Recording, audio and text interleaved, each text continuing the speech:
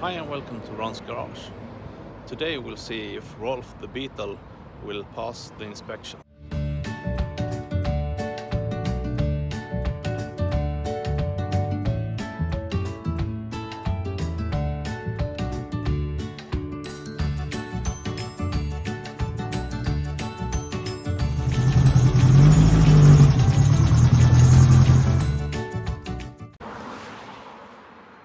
Okay, so now we're home again. And did it pass inspection? Almost. There are some small things we need to fix. There is one half light that points to heaven and should not, so we need to fix that. There are the rear brakes are not even. That needs to be fixed. And the idle RPM is too high, so they couldn't measure a good value on emissions. So that we have to fix, and we'll do that in this episode. As you know, prioritization is not my best task. So someone might have seen I have an enormous stereo in this car. So why not fix that first before we fix the inspection tasks? Let's see if we can get it booming. So this fuse connector is missing a bolt. So I'm trying to do one here. It should be Allen, but I'm trying to just get a slit there. So yeah, let's see if we can connect the cable. So we have something there. Let's see how far we can push that in with the cable. And let's not forget that part on the cable first. The cable comes out from this heater pipe, so it was very hard. Yeah, it was a bit hard to get it to connect, but it's there. Now we need to make it connect to the positive cable there. Might be that we don't have enough cable, but I'll try. Actually, it was a perfect fit on my Saab diesel battery, so it's a big one. I will probably have to charge this car between rides, but yeah, let's do it like this and see how it works. And yes, it's connected. Cool. Okay, so now we'll have a look at the lights. So I have with this white, and if we look there, the lights have form. And if we look here, the lights actually go over that white board. So something is wrong in there. So I'll start with removing that ring. I actually removed the entire lamp with the bolt that was there. So here we can see that the screws here are there to adjust the light. But I would guess that this lamp isn't seated correctly. So that's what I will verify first. So I screwed this one off, and there I have the lamp, and yes, it was sitting like that. And if you look there, there is a notch, and there's also the same in the lamp. So the lamp should fit exactly in there. Now I'll put that together without off camera. Now we can see the light picture, and I think that was about the same as this side. No, it's not. Maybe, but it's still too high, I think. So I'll fasten that one. I haven't put the bolt in yet, and then I'll try to adjust it. Well, it wasn't that easy. Nothing happens when I try to adjust it, so I'll have to remove it again and see how the adjustment works. So this one has been adjusted a bit with a strap, but it still seems to work, and I can adjust it. And there we have one more, and I adjusted this out and this in. I don't think I can get it much more in on that one, so yeah, let's put it back in. So now we can see that we have the light there, and we have the light there on the left side. So actually we need to lower it 2 or 3 centimeters more. I'll try to adjust that.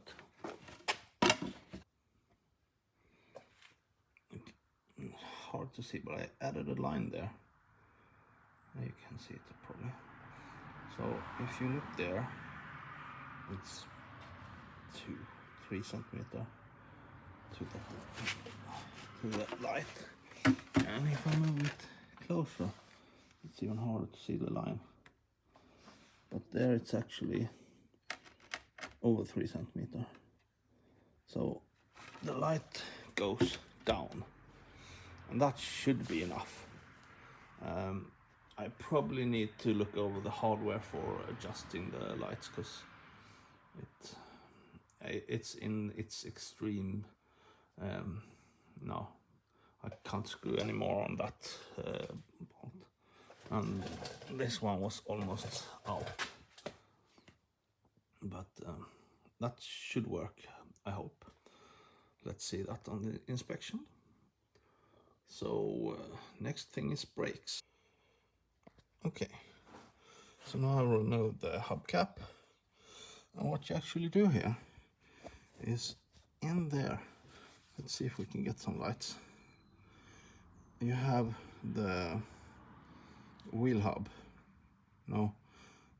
the wheel brake cylinder, and on that you have 2 cogwheel. So you have to adjust both of them the same amount, and then the wheel should be able to go around. The problem I have here is that it's stuck, but then it's loose. I have to figure out. I've changed both of the screws, trying to get them even, but it doesn't matter. It's the same way. I'll have to investigate and see what I can do. Okay, I have concluded I have 2 different ways to go, or kind of the same, but I need to remove the drum, and yeah, for some reason I removed the wheel, and then I realized that's stupid, because to lose this knot we need to have the wheel in the ground, so it's locked. So yeah, I'll have to put the wheel back, remove that knot. Actually, I don't need to remove the wheel, because I can pull this drum off with the wheel. Then I'll try to figure out if something is put there incorrectly. Otherwise, the problem is that the drum is oval.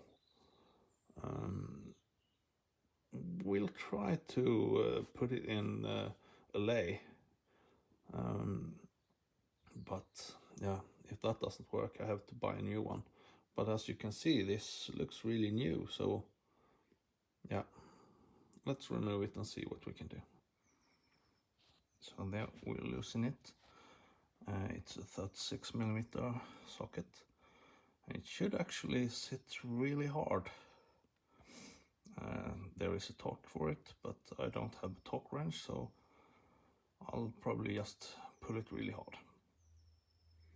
So now I've disconnected the drum and the wheel. And as you can see here, there's actually a lot of grease there. That's not good. So, but it shouldn't be, because I've changed this, what's that called? This seal, because it was leaking oil. So maybe I need to clean with some brake clean here. And that should definitely be cleaned up. And then I'll try to figure out if it's in the right spot. So now it's cleaned up, and I could put it in a lay. I don't have any means to measure if it's actually round, but I also looked at the brake pads, and if I look here, I don't know if we can see it. You see, you have one brake pad there and the same brake pad there.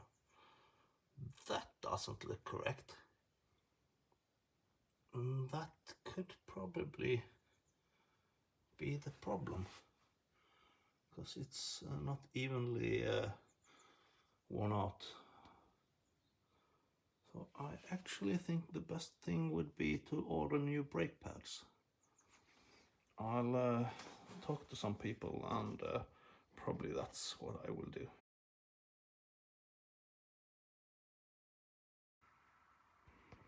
Okay, I did not order new brake pads. I got hold of old brake pads, and they have the same pattern of wear actually, but they don't have oil in the brake bands, or whatever it's called. And that is a big no-no, I've heard. Of course, I should have ordered new brake pads, but I'll try this and see if it works, and if I can get it to be even first, and then if it doesn't work, I have to order new ones. But I'll try this.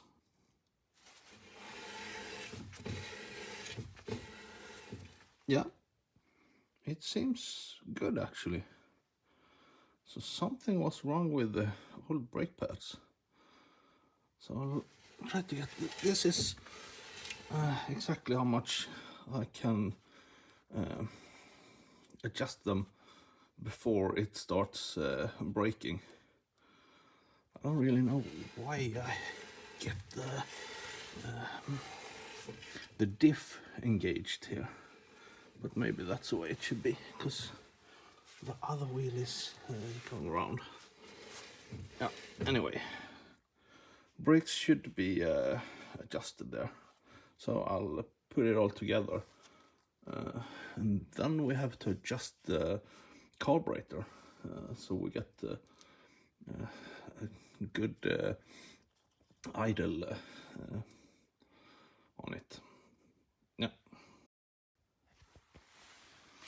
Okay, so now I tried, and it's quite long up, so maybe I should try to adjust. So I'll start to adjust the left side, because it feels like it's very loose, so it might be some adjustment I can do there. Okay. Let's try it.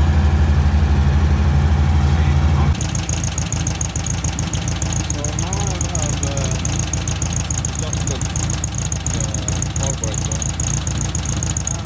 I'm not sure, but I think this should be okay at idle RPM. We should be able to.